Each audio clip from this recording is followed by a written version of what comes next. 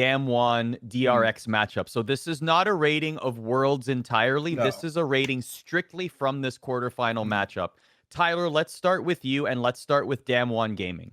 I was quite optimistic about their game today. I thought they played brilliantly, all 5 of them. I gave 4 of the 5 players 9 out of 10s, and my 10 rating I gave it to Canyon for how much he smacked Piosik in the jungle. Even in the last game, on the 3rd game, he played Piosik's signature champion, the champion he's named after, Arda. He picked the champion that he's named after, Kindred, and showed him how to play Kindred at the best top level. Canyon today was my MVP. The other 4 players I give 9s. Beryl, again, I think Beryl might look a bit worse if you watch the tape of him. He gets caught out a few times in the jungle. But I think the thing about Beryl that makes him a 9, in my opinion, is that he's always there. Anytime that DRX felt like they had an opportunity to have an outmanned advantage on the map, Beryl was always lingering behind. He was always there with Canyon, backing him up in these big plays. And his playmaking abilities is second to none in the World Championships when it comes to the sport. Just an all-around great team effort from Damwon. To go to the quarterfinals and to just smack a team of DRX's caliber this badly. We just saw TS versus DRX have very competitive games. Damwon smacked around a team that made the quarterfinals and looked very good doing it. This looked like a better DRX team than the LCK version that Damwon smacked around, but the end result was very much the same. I was impressed by all 5 players. Naguri, his Ornn play, he's showing the evolution of him as a player. Last year, he was this very wild, mechanically, very, very kleptomancy-centric player who was very greedy, sometimes played far too forward in lane, was impatient.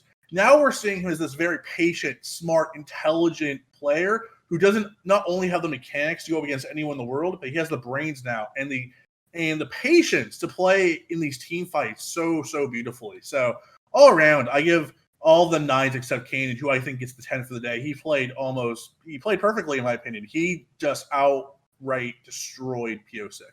Yeah, you take a look at my rankings here, too. I think I ranked Beryl and Canyon too low. Canyon led in kills in 15 in the entire game, and KDA as well with the 30. I think the only reason I rated Canyon and Beryl in 8 and the 7 is because I thought Naguri and Showmaker were so good. And I think it wasn't like a knock on Beryl and Canyon. It was just that I thought, like, Showmaker, I thought just took over. Like, he was unstoppable this series. He had a 25 KDA, 60% kill participation rate on Twisted Fate, Syndra, and Orianna. And Naguri, that second game, he won that with his Ornn play, right? Like, that team fight, like, it was all Naguri. So, like, those were the moments that stuck in my head, but that does not take away at all from Canyon and Beryl's performances, because Canyon was a stat monster in this series. So. It's hard to rank. It's hard to rate excellence, Arda. When 5 players are playing so well, it's really hard to figure out how well you want to rate them. I think for Damwon, I think anything 7+ for any of the 5 players is a good deal, depending on what your evaluation of them are. I can't really disagree with the Showmaker 10 and Naguri 10. Beryl 7, again, he does look sloppy at times. He does get caught out. I value his go-getterness. I value his proactive play, that even when he does have some of those derpy moments, he makes up for them in the long run. But I do see a 7 could be valuable, because against DRX, it's passable. You can get by having some derpy plays, but if Beryl has these moments where he gets caught out against a TES or a G2, then he might be in trouble, and that might swing the other way for Damwon if Beryl can't be perfect in their next upcoming game. So I think those are solid ratings all around. Start us off on the DRX ratings now. Oof. I mean, I think we'll start at the bottom. Speaking of derpy plays, I guess. Yeah. I mean, Piosik is a 2. He had such an awesome tournament. It sucks that it ends this way. Getting destroyed by a signature champion against Canyon, kind of showing the difference between the two. Did not have a good day. Looked out of place a lot of the time. Some big team fight moments where he wasn't online with the rest of the team. Got blown up when he probably should have been using the Kindred ultimate. Those split-second reactions that he was making in the group stages weren't there today. My other 2 goes to Deft, and that it pains me to give him a 2. It pains me. We all saw the photo that the official LL Esports Twitter posted after the game of Deft crying. This meant so much to him. He is regarded as one of the greatest AD carries of all time, and he still does not have that moment at Worlds. He's never won the world championship. He's still waiting to get that moment. He's won an MSI, but really the world championship is what makes, the all-time superstars into immortalized legends. And you can see the pain on him. And he had a terrible day, ineffective all the way around. He was invisible. Really, the word you have to describe with depth is invisible. He lost lane repeatedly versus Ghost. Even the 1v1s in the bomb lane when the two supports were roaming, didn't really find any advantages there. Had a very quiet day. Overall, I think the best player of the day for DRX was Kyria. When I look at the best moments of the day, it was Kyria with the roaming Lulu, with the Tom Kench. If it wasn't for Kyria, this series would have been a lot worse. He saved his teammates a lot of times with his outplays, with the Lulu, with the Tom Kench in game 2. I don't think he was stellar in lane. They were obviously losing lane a lot of the time. But when he was roaming, he was far more active than even Piosik. I think he was better in the jungle than Piosik was today. So Kyria, a rookie, macro-wise, in terms of the laning-wise, I don't think he had the best day. But I think in terms of those mechanical outplays, those moments where he saved his teammates with the Tom Kench and Lulu, and he kind of got some of his teammates rolling, especially Dorian in the top lane, I give him a lot of credit. And then for Dorian and Chovy, Doran was given the keys to carry, had a few good moments, but overall wasn't good enough to actually propel himself into a late-game scaling monster on Vlad or even Jax. And then Chovy, I love the man. I love him. But all a suboptimal day, and you want him to see better play on the Vel'Koz. The game was too messy and chaotic in game 3 on Vel'Koz for the tentacle monster to really find his footing, so to speak, when he doesn't really have any feet. But overall, just a disappointing day all around for DRX. All 5 of them thought they could have played better today. It was a game where they weren't proactive enough in the first 2, and then in game 3, when it got chaotic, they just weren't fast enough on the fingers to beat Damwon. So overall, sayonara, DRX. Maybe we'll see you next year. We'll talk about the free agency situation coming up, but these 5 players could have played better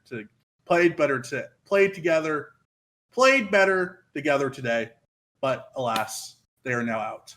So I just want to quickly show my rankings here and echo your thoughts about Piosik, because he was getting memed going into this. I mean, we all know the Piosik story and everything, but he had a terrific group stage. I really want to stress this. He was one of the stars of Worlds entirely in the group stage. He popped off in the group stage, and he was invisible this series. He had 10 deaths on Graves, Nidalee, and his namesake Kindred. And the jungle matchup is so important, like you've said many times before on this program, Tyler, and he just couldn't show up. No. I have a question for you, though. I'd love to know, because Chovy was put on, like you said, except for game 3, he really wasn't put on champions where he could shine. Yeah. So why was that? Why wasn't Chovy given the keys in this series? I think it's partly the meta. You don't play out of the mid lane, except if you get Syndra. Syndra is banned most games. I think Chovy's comfortable on these Ting champions.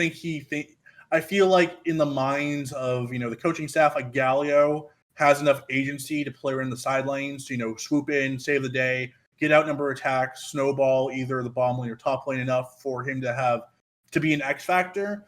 But I think overall it's a lot of the meta to do with it. He just wasn't in the right position to succeed.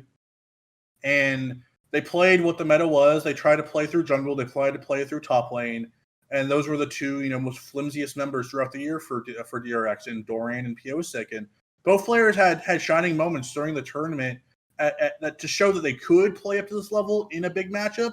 But when it actually came to this, Goliath, this return match versus Damwon, I think nerves got a bit to them. I don't think any player on DRX could really say they played the best day, even Chovy. Chovy could have played better in certain situations, even when he didn't have lane priority. So it's disappointing. But I think DRX, CV Max talked about in the post-match press conference that he was very, very proud of his young players, of Piosik and Dorian and Kyria, and how much they've grown throughout the year, and that he feels like a top 8 finish is a very remarkable and something they should be proud of, making top 8, versus a Damwon team that's seasoned, who is ready to make the next step in their evolution, where DRX is still very similar to Damwon last year, where Damwon got out in the quarterfinals to G2. I feel like DRX feels like there's brighter pastures ahead if they can keep the same lineup into 2021.